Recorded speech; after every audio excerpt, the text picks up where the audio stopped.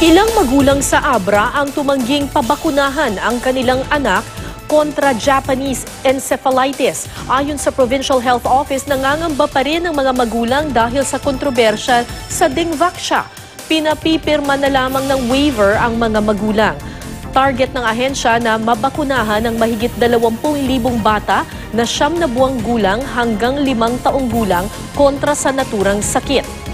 Mula noong taong 2015 hanggang 2018, nagtala ang rehiyon ng Cordillera na kinabibilangan ng Abra ng 64 na kaso ng Japanese encephalitis. Gaya ng dengue, ang nakamamatay na Japanese encephalitis ay nakukuha sa kagat ng lamok.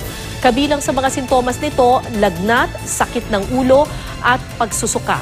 Kapag lumala, maaaring humantong ito sa pamamaga ng utak at comatose. Dati ng paalala ng DOH, ligtas ang pagpapabakuna ng mga bakunang subok na at mabisang paraan ito para makaiwas sa malulubhang sakit.